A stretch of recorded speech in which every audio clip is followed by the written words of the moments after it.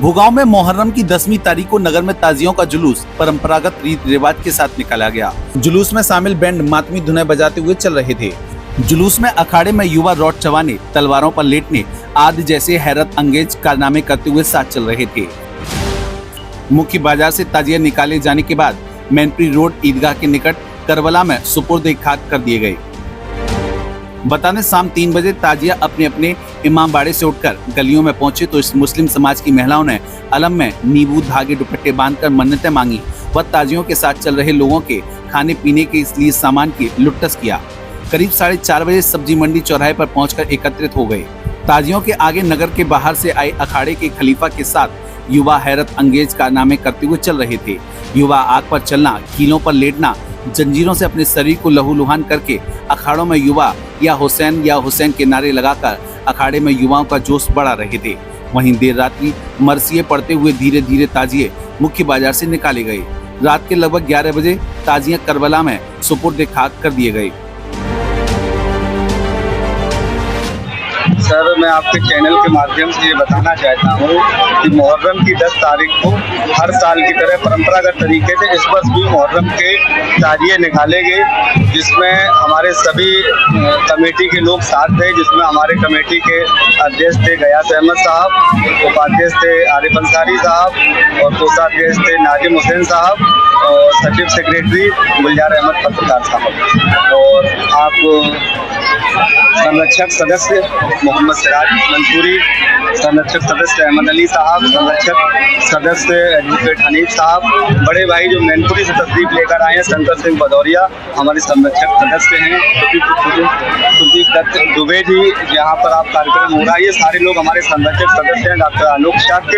और जैसे परंपरागत तरीके से निकलता है विधिवत उसी के हिसाब से हमने लोगों ने निकाला।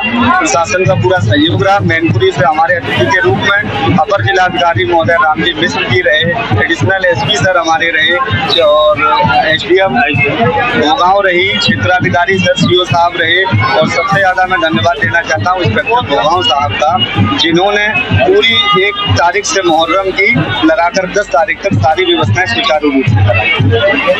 ये पर्व क्यों मनाया जाता है? ये पर्व जो है हमारे मोहम्मद साहब सल्लल्लाहु अलैहि वसल्लम के जो नवासी साहब थे हसन और हुसैन साहब, उनके जंग में शहादत हुई थी, उसके उपलक्ष्य में हम लोग मातम मना रहे थे।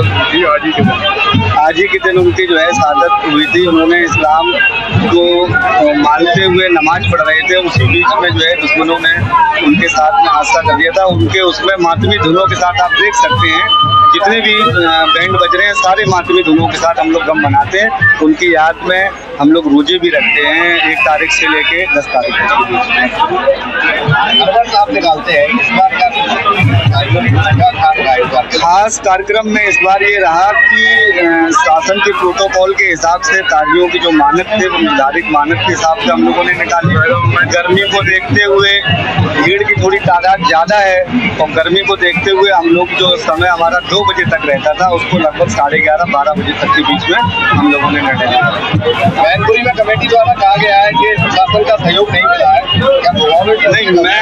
मैं पहले कहना चाहता हूँ कि भोगांव में वैसे तो हमारे एडिशनल एसपी साहब, एडीएम साहब भी मौजूद रहे, क्षेत्राधिकारी सीओ सर रहे, लेकिन मैं पुनः धन्यवाद देना चाहता हूँ इंस्पेक्टर भोगांव गगन कुमार गौड़ जी को, जिन्होंने पूरी व्यवस्था को रातों दिन जग के सारे हमारे तारीखों को मुकम्मल तरीके से संपन्न कराया। मैं उनका पुनः धन्यवाद पूरी कमेटी की जानिब से करना चाहता हूँ।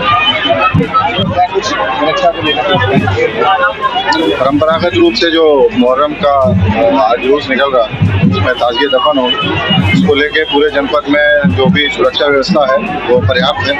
हर जगह पर जो भी हमारी पुलिस फोर्स लगी है वो चौकन्नी है, मजिस्ट्रेट्स की ड्यूटी भी लगी हुई है और बहुत ही हर्षोल्लास से सारा कार्यक्रम मनाया जाता है।